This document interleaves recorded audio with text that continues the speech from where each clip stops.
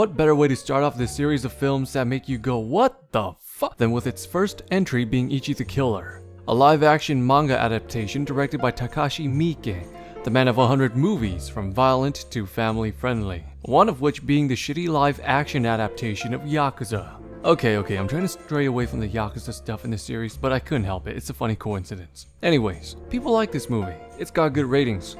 Controversial opinion incoming. I don't like this movie. I give it a 4 out of 10. Here's why. First off, for a good chunk of the film, I thought this guy, Kakihara, was Ichi. Why would you have the guy's face on the marketing, advertising, and branding of a movie that's about someone else? That's like putting Sarah Connor's face on all the Terminator movie posters. Like, what do you mean she's not the Terminator? Okay, that one was just a nitpick. Anyways, the film's about this cat and mouse chase between this extremely sadistic, psychopathic Yakuza and a mentally challenged, psychotic man-child who seems shy and quiet at first, but can go berserk and slice and dice everything in his path, mainly Yakuza, with its blades of glory. The film already gets weird in the first few minutes, with some guy getting off to some chick being beaten and brutally raped. Turns out that voyeur here is none other than our hero. And it also turns out most of the film is just that. Fucking weird, nasty shit for the sake of being fucking weird and nasty shit. Not unlike the manga it's adapted from, to be fair. But here's the thing though, the idea is cool. There are no good guys and everything is total chaos. The one guy you think would be a good guy, oh wait a minute, he's a cop. All cops are bad, am I right? Also, the acting is top notch. If you want a movie to be fucking crazy, you gotta have actors willing to take themselves on a downward spiral, and they do it well here. The production is great with a CGI animation that fluctuates from being a product ahead of its time to, well, a product of its time. Also, how the fuck did they get Kakihara's face like that? Anyways, the gripes I have with this movie are as follows. It's too long. 2 fucking hours of this shit. I'd be okay if it was a shorter movie or if it was a long movie with a decently compelling narrative, with the weird shit happening every now and then to keep things spicy, like another Takashi Miike movie that we might be talking about in the next video. But this is just 2 hours of gore, ultra violence, and weird sexual stuff with barely a plot to keep it together. The movie just drags on and on and on.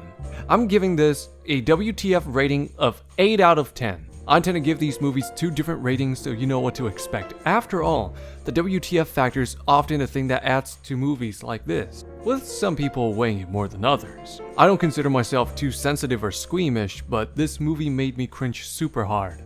From all the graphic and oftentimes sexual violence, to the English that one lady spoke like half of the time. Oh my god. I remembered I had a dog once when I was in elementary school. Demonet, this Oyaji next door, he had a German Shepherd and he was always making fun of my dog. Baka ni suru no. Dakara nenjita no. And I prayed for something to happen. His dog died. Shinjatta. Oh my god. Maji? I killed his dog. I strangle it with a Nawatobi rope. Motto no miba. What the fuck you say?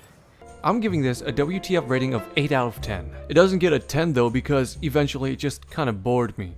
Also desensitized me for a bit. A 10 would make me cringe non-stop or it would make me just, well, stop watching the movie because I wouldn't be able to handle it, like a Serbian film. If you like a movie that makes you feel these things a lot, then this movie's for you because you'll be feeling that way the whole time until you're sick or, well in my case, bored. Some really good movies I do recommend if you enjoy movies like this, or if you want to watch something like this, but better, at least in my opinion, are A Clockwork Orange. This is the ultra-violence movie. The atmosphere is kind of similar, a crazy protagonist in an immoral world with a bunch of gruesome sexual violence, but the movie has a lot more going on in terms of cinematography, plot, and depth. Outrage. If you want something that leans more into the Yakuza theme, look no further. It's a simple yet gory Yakuza flick with lots of violence and bloodshed. I Saw the Devil. The premise here that's similar is that there are no good guys in this story, and there's a cat and mouse chase. But instead of Yakuza vs Psycho, it's crazy Korean CIA agent versus Psycho. And also the agent actually catches the Psycho early on, but plays this game of catch and release to fuck with the Psycho and torment him for killing his wife. This movie's got some fucked up serial killer shit, but the action and cinematography is really intense and impressive. The Boys. Not a movie, but a series, and a really fucked up one at that. It's adapted from an even more fucked up comic, but the difference is that the adaptation's actually really good, unlike the shitty, needlessly and excessively edgy comic, with a compelling, high-stakes plot and better characterization. Also, the acting is amazing. The show's essentially about a battle between morally bankrupt heroes and a group of very scrappy and resourceful vigilantes, with one side being a lighter shade of black than the other. If you're interested more in what Takashi Miike has to offer, then I recommend checking out 13 Assassins, a gritty modern-day action-filled samurai flick. And the movie we'll be reviewing in our next episode, Audition. Thank you for watching.